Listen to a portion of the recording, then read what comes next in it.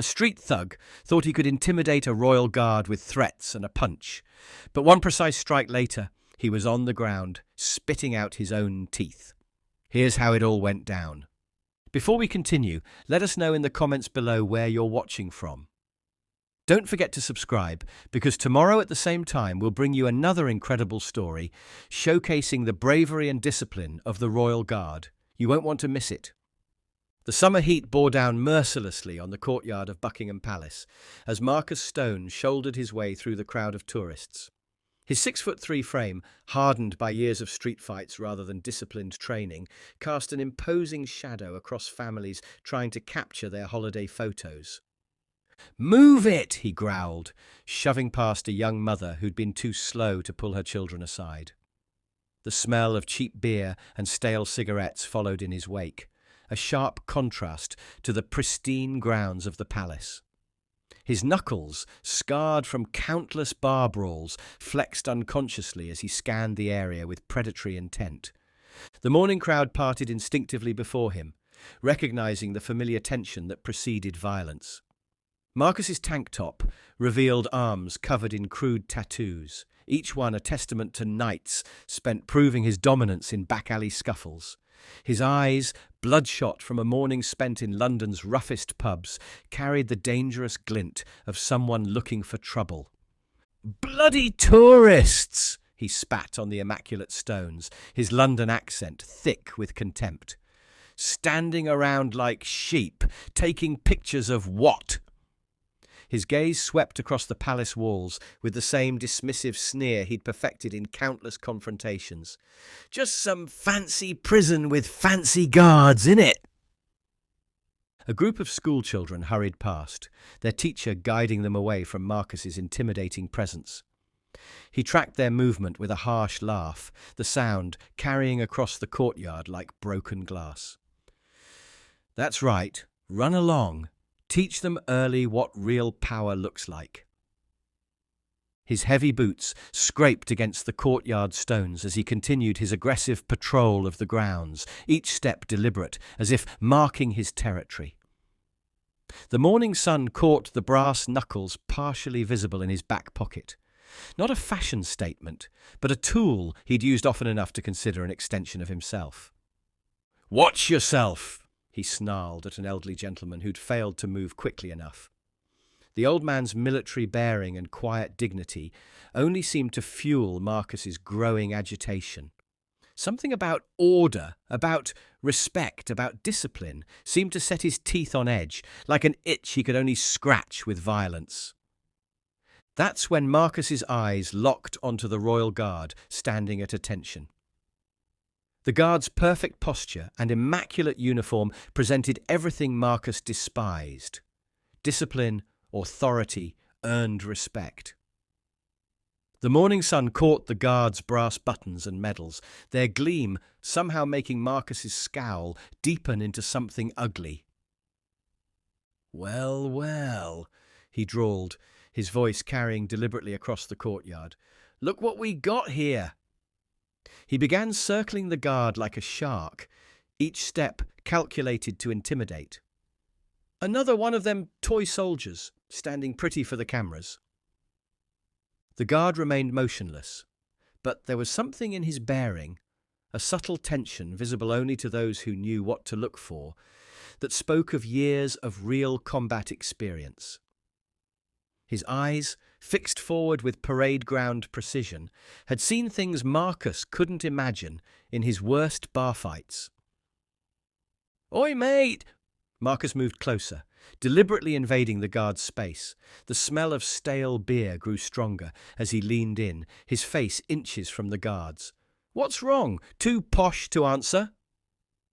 His boots scuffed against the courtyard stones as he planted himself directly in front of the guard, blocking tourists' photos.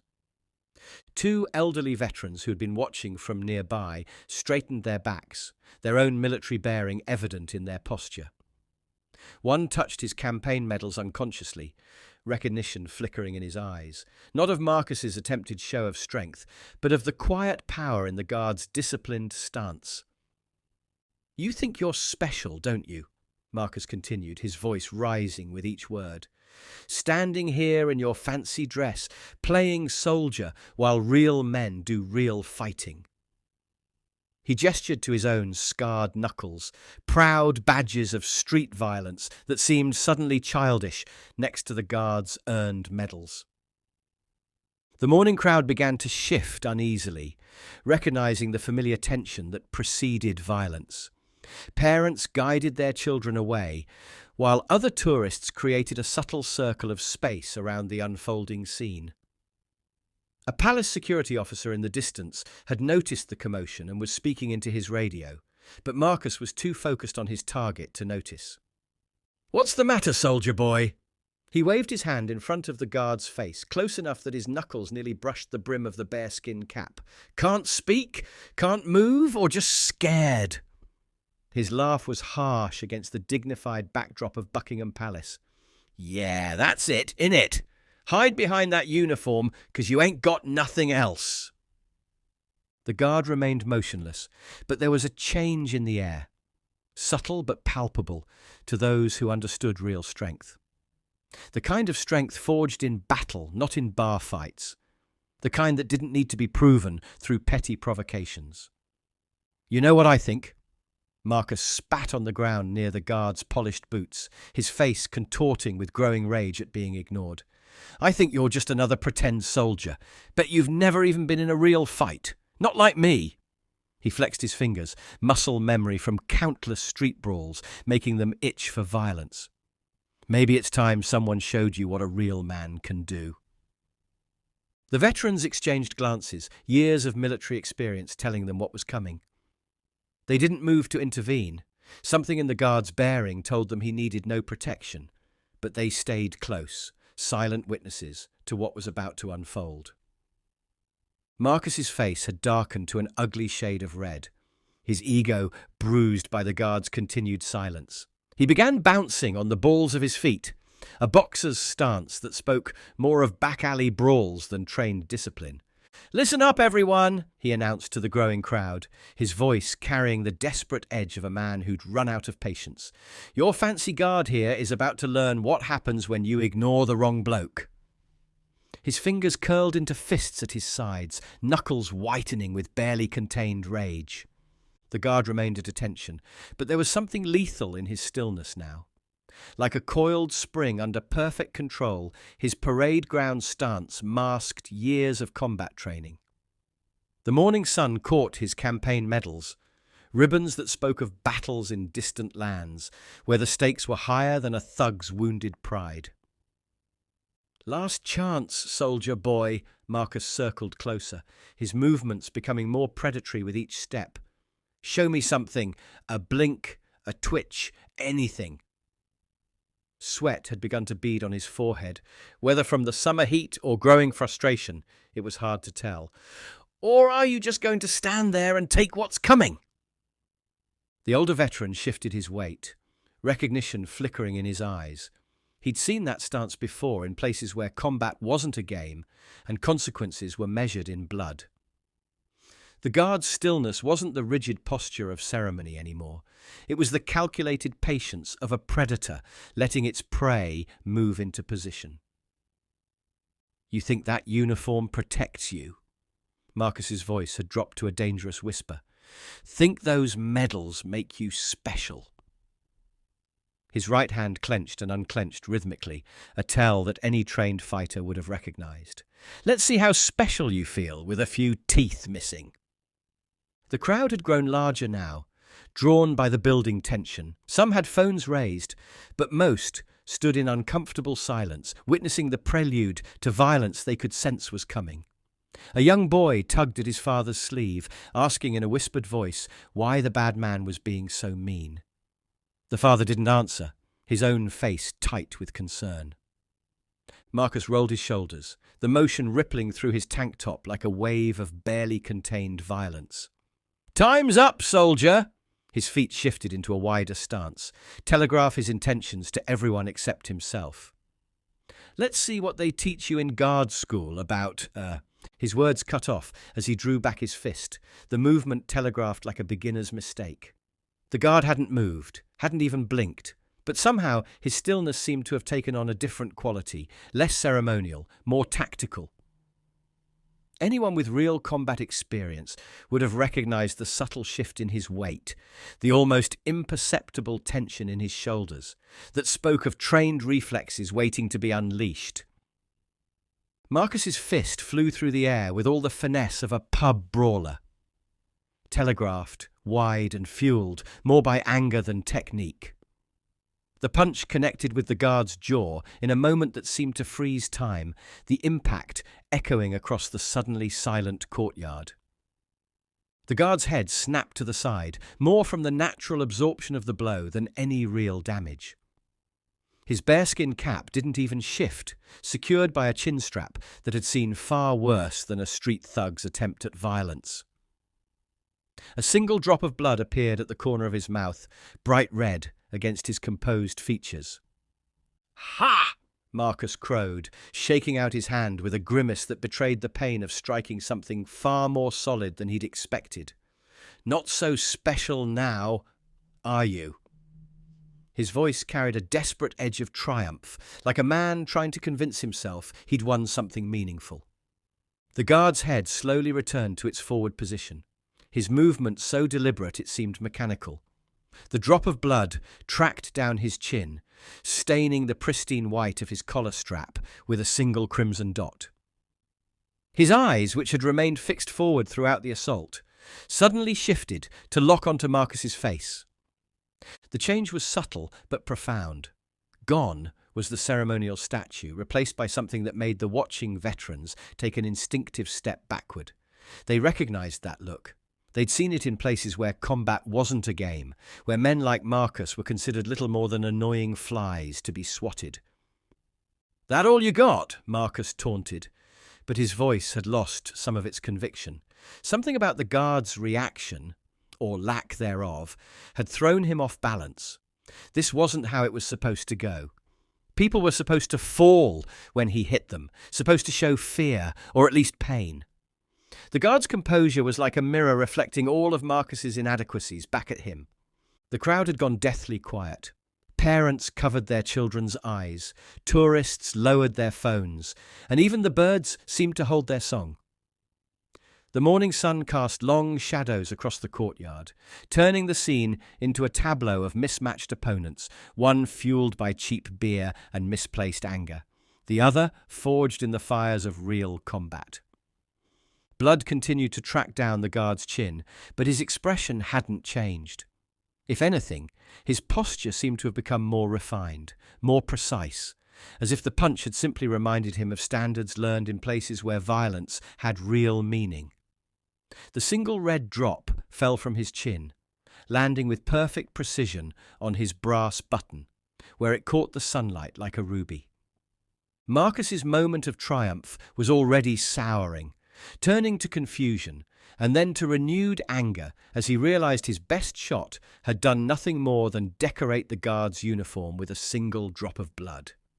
His fists clenched again, muscles bunching as he prepared to throw another punch, to prove to himself and his audience that he was still the one in control. That's when the guard spoke, his voice carrying the quiet authority of someone who had faced far worse than barroom bullies.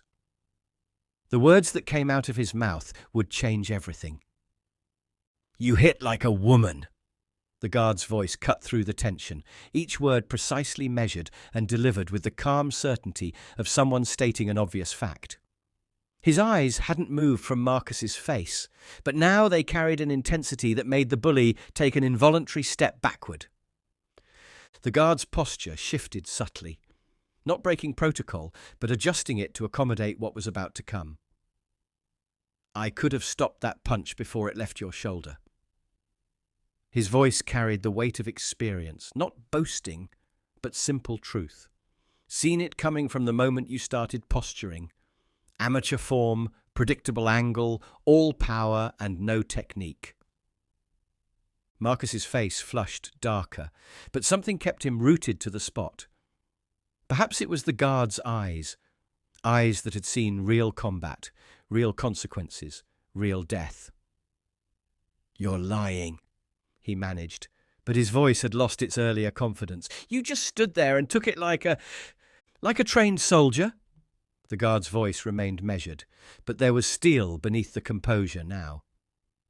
"Let me explain something to you about real combat, son. While you were practicing your pub brawls, I was in Helmand Province, watching RPGs tear through armoured vehicles. While you were picking fights with drunks, I was carrying wounded mates through sniper fire."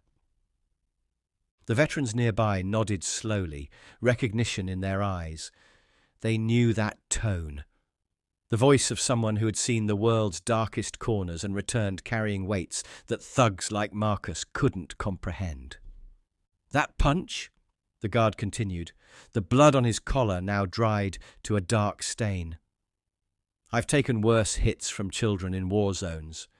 Your street fighting means nothing to someone who's had to hold a friend's arteries closed while waiting for medevac. Your attempts at intimidation." A ghost of a smile touched his lips, making the dried blood crack slightly. "I've stared down suicide bombers with more conviction than you'll ever possess." Marcus opened his mouth to respond, but the guard wasn't finished. "Protocol dictates that we maintain our post, show discipline, embody the traditions we represent, so I let your punch land. Chose to take it, because compared to incoming mortar fire, compared to the sound of bullets hitting sand inches from your head, compared to watching brothers in arms fall," he paused, his eyes boring into Marcus's soul, "compared to real combat, you're nothing but a child throwing a tantrum." The crowd had drawn closer now, pulled in by the quiet authority in the guard's voice. The morning sun seemed to intensify, casting the scene in stark relief, Marcus's swagger now looking hollow against the guard's earned confidence. "But you see," the guard's voice dropped lower, carrying an edge that made several onlookers step back. "While protocol dictates our general conduct, it also allows for appropriate response to direct physical assault. And since you seem incapable of understanding anything but violence—" His eyes flickered to Marcus's bruised knuckles, then back to his face. "Perhaps it's time I demonstrated what a real soldier can do." The guard's next movement was so subtle it was almost invisible, just a slight shift in his stance, a minimal adjustment of his weight. But to the veterans watching, it spoke volumes. They'd seen that preparation before, in moments before lightning struck, in the calm before a storm that would reshape the landscape. "You wanted my attention." The guard's voice carried absolute certainty now. "Congratulations, you have it. Now, let me show you the difference between your playground posturing and what happens when you provoke someone who's seen real war." Marcus felt it then. Real fear, perhaps for the first time in his life. But it was too late. The guard's next movement would redefine his understanding of power, strength, and the consequences of disrespect. The guard's punch was nothing like Marcus's wild haymaker. It was precision incarnate, a masterpiece of kinetic energy delivered with military efficiency. The movement began not from the shoulder, but from the ground up, power transferring through perfectly positioned feet, through legs hardened by years of standing guard, through a core strengthened by combat gear and battlefield maneuvers. Time seemed to slow as the guard's white-gloved fist travelled its inevitable path. There was no wasted motion, no telegraphing, no amateur tells, just pure, disciplined violence channeled through years of professional training. The kind of punch that combat instructors used as teaching examples, that battlefield veterans recognized as the difference between fighting and merely brawling. The impact was devastating. The sound of knuckles meeting jaw echoed across the courtyard like a gunshot, followed by the distinct crack of dental work giving way. Marcus's head snapped back with such force that flecks of blood and fragments of teeth scattered in an arc through the morning air, catching the sunlight like macabre diamonds before pattering against the courtyard stones. He staggered backward, his legs immediately forgetting all their street-fighting stance. Blood poured from his mouth, mixing with the saliva he could no longer contain. Two broken teeth skittered across the ground, coming to rest near the feet of horrified tourists. His hand flew to his face, fingers probing the new gaps in his smile as his eyes widened with shock and pain. That, the guard's voice carried the same measured tone, his posture already returned to textbook perfection, is how a soldier throws a punch. Notice the difference? He hadn't even taken a full step from his post. The entire devastating counterstrike had been delivered with minimum deviation from protocol. Marcus tried to speak, but all that came out was a wet, gurgling sound. Blood dribbled down his chin, staining his tank top. His attempts at words turned into a series of unintelligible grunts, each one sending fresh crimson droplets to join the growing stain on his chest. Trying to say something? The guard's question carried no mockery, just the professional interest of someone evaluating the effectiveness of their technique. "I'm afraid that might be difficult for a while. Your dental work appears to need significant attention." The veterans watching nodded in grim approval. They recognized the technique, not the showy violence of action movies or street brawls, but the efficient brutality taught to those who might need to end fights quickly in hostile territory. One strike, precisely delivered, with just enough force to neutralize without killing. Marcus swayed on his feet, his bravado replaced by confused pain. Each attempt at speech produced only mumbled gibberish, made worse by the blood and saliva he couldn't control. The man who had been so eager to demonstrate his toughness now stood drooling like a child, his attempts at maintaining dignity made impossible by his body's involuntary responses to trauma. "If you're wondering about the specific damage," the guard continued, his voice carrying the clinical tone of a combat medic, "that was a textbook orbital strike targeting the mandibular nerve cluster. We learn it not for ceremony, but for combat effectiveness. The same technique that's dropped terrorists in Baghdad tends to work equally well on overconfident civilians." Blood continued to drip from Marcus's mouth, creating a small puddle at his feet. His attempts to maintain his tough guy image were now painfully pathetic. Each mumbled attempt at speech, sending fresh rivulets of red down his chin, each try at standing straight, undermined by the shock still reverberating through his system. "I'd suggest seeking immediate medical attention," the guard advised, his posture once again perfectly aligned with ceremonial standards.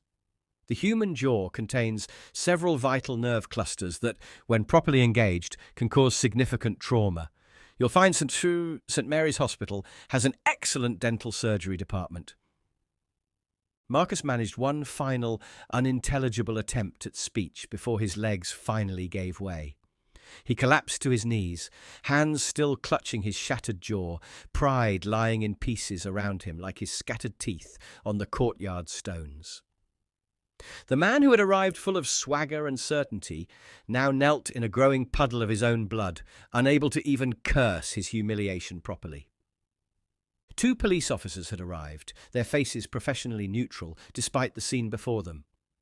Blood still dripped steadily from Marcus's mouth as they helped him to his feet, his attempts to resist their assistance resulting only in more unintelligible sounds and fresh crimson spatters on his chest. Marcus's attempts at protest came out as wet, gurgling noises. Each try at speech sent fresh waves of pain through his shattered jaw, causing more blood to dribble down his chin.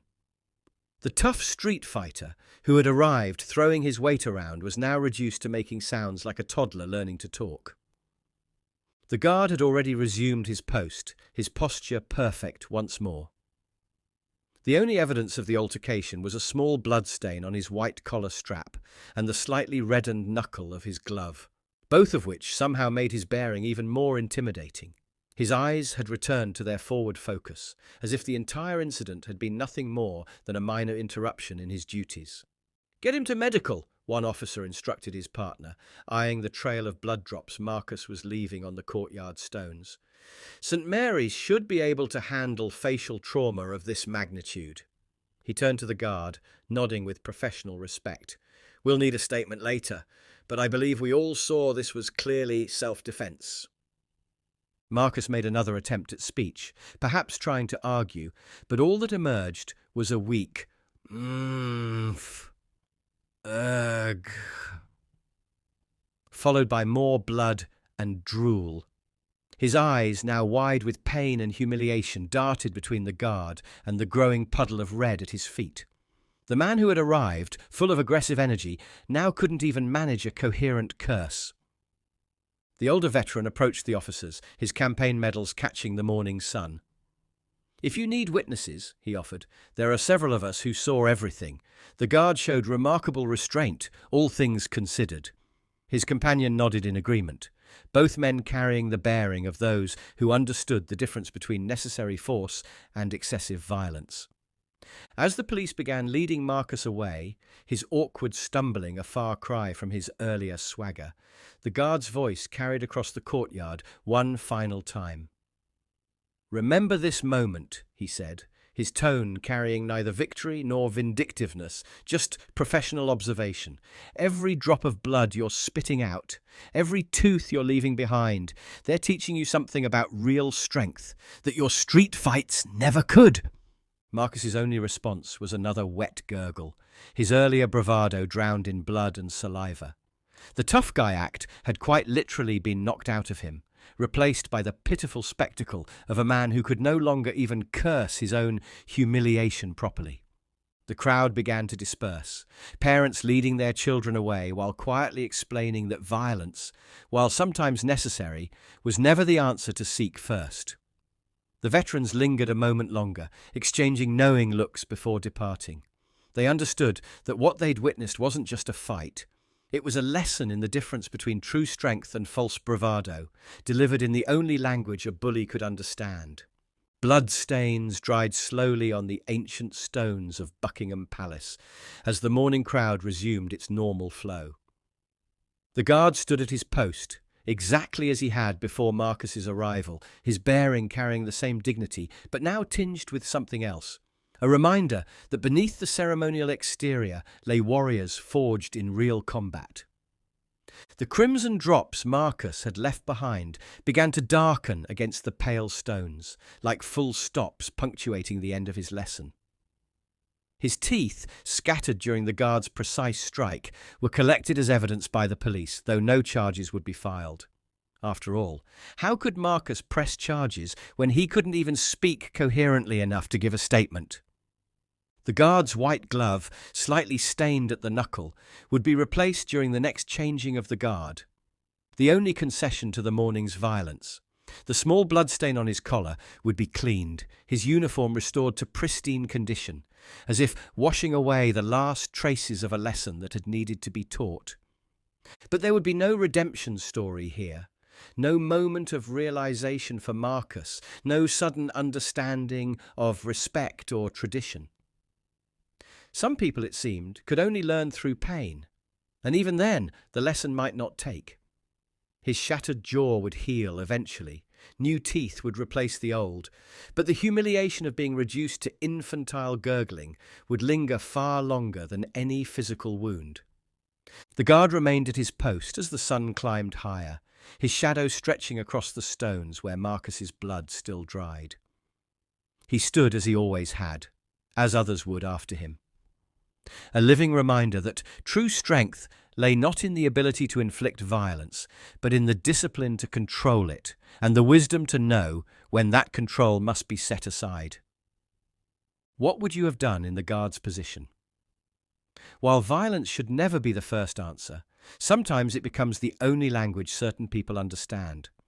When faced with bullies who mistake restraint for weakness, is there a point where physical response becomes not just justified, but necessary? Share your thoughts in the comments below.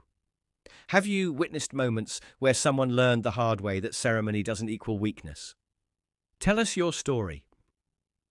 And if this account of justice served resonated with you, make sure to join our community of like-minded individuals who respect tradition and understand true strength. Subscribe to our channel for more powerful stories of those who stand guard over our values and what happens to those who test their limits.